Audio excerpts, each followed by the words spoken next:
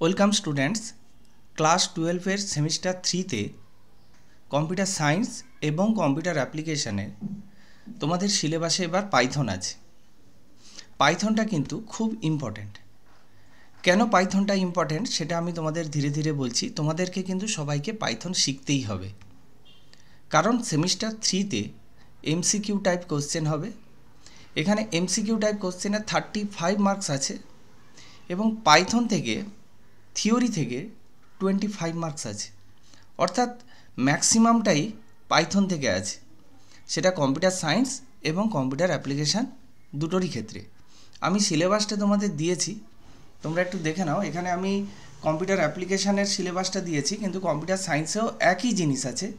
এখানে পাইথন থেকে যেটা আছে সেটা হচ্ছে 25 মার্কস, এবং কম্পিউটার সায়েন্সের জন্য তাই কিন্তু 25 মার্কসই আছে। এবং এখানে পাইথন থেকে অনেক কিছুই আছে, সিলেবাসে বেশ বড় এবং অনেক কিছুই তোমাদেরকে পড়তে হবে। নেক্সট পেজে আরও আমি দিয়েছি list, introduction to Python, module, function, এই এতগুলো আছে। এইবার পাইথন থেকে আছে প্র্যাকটিক্যাল 12 মার্কস, সেটাও কিন্তু কম্পিউটার সায়েন্স এবং কম্পিউটার অ্যাপ্লিকেশান দুটো সাবজেক্টের ক্ষেত্রে। আমি কম্পিউটার অ্যাপ্লিকেশানের সিলেবাসটা প্রথম দিলাম, যেটা প্র্যাকটিক্যালের সিলেবাস, যেখান থেকে তোমরা নিশ্চয়ই স্ক্রিনে দেখতে পাচ্ছ যে পাইথন প্রোগ্রামিং এখান থেকে আছে 12 মার্কস, এবং মাই এসকিউএল যেটা আছে সেটা থেকে আছে 10 মার্কস, আর ল্যাব ওয়ার্কবুক থেকে আছে 3 মার্কস, এবং ভাইভা থেকে আছে 5 নাম্বার। এই নিয়ে টোটাল মার্কস হচ্ছে 30। তো এইটা গেল প্র্যাকটিক্যালের পার্ট, কিন্তু প্র্যাকটিক্যালের ম্যাক্সিমামটা জুড়েই কিন্তু পাইথন প্রোগ্রামিং আছে। তো এইবার কম্পিউটার সায়েন্সেরও সিলেবাসটা তোমাদের দিলাম, প্র্যাকটিক্যালের একই জিনিস আছে, এসকিউএল থেকে 10 মার্কস এবং পাইথন প্রোগ্রামিং থেকে 12 marks.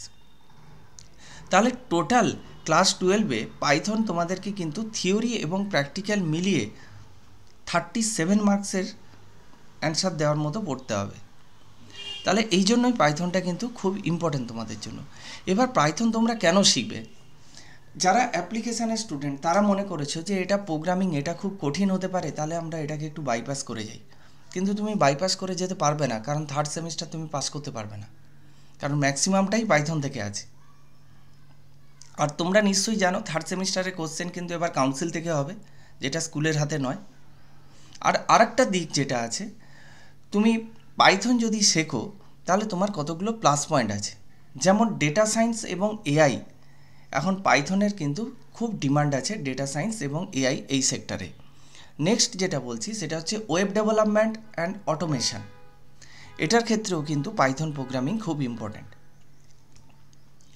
Cloud computing and DevOps যেটা বলা আছে সেটাতেও কিন্তু পাইথন খুব ইম্পর্ট্যান্ট, এবং সায়েন্টিফিক কম্পিউটিং অ্যান্ড রিসার্চ, এই কয়েকটা দিক কিন্তু এখন বর্তমান ট্রেন্ডিং যেটা চলছে পাইথনের, এই দিকগুলো কিন্তু খুব ইম্পর্ট্যান্ট, এবং এগুলোর জন্য তোমাকে কিন্তু পাইথন জানতে হবে।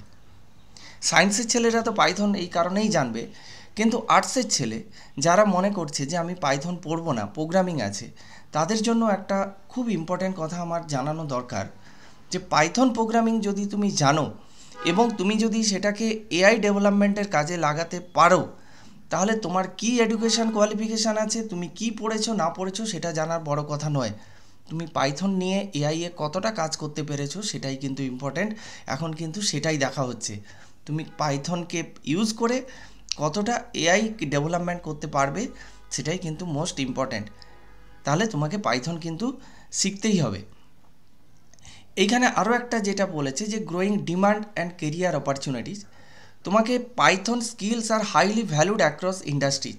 আমি একটু আগেই এই কথাটা বললাম, ইন্ডাস্ট্রিতে কিন্তু এখন পাইথন নিয়ে খুব ভ্যালু আছে, খুব ডিমান্ড আছে।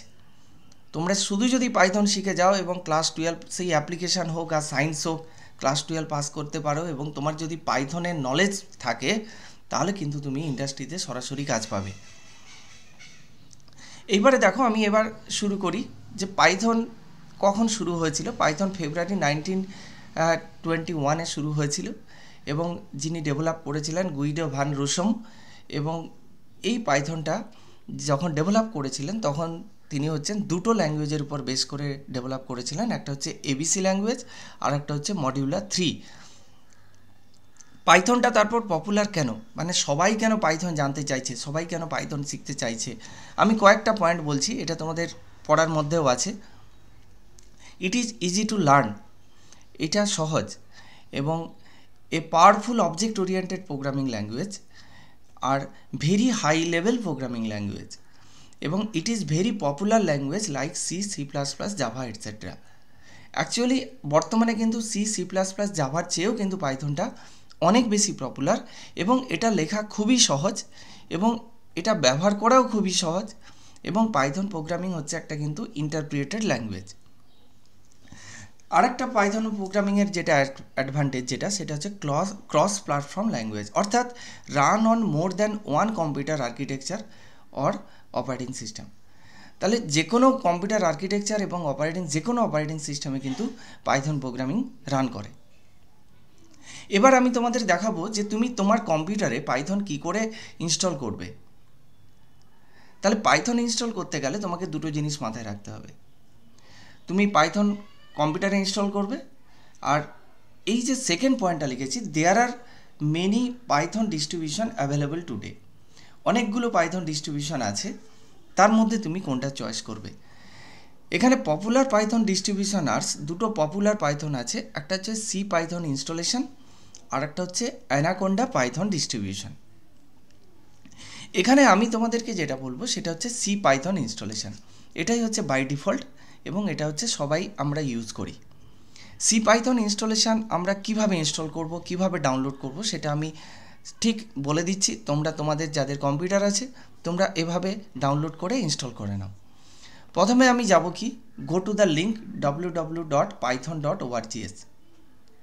আমি এখানেও যেতে পারি, বা গুগলে আমি সার্চ করতে পারি পাইথন ডাউনলোড।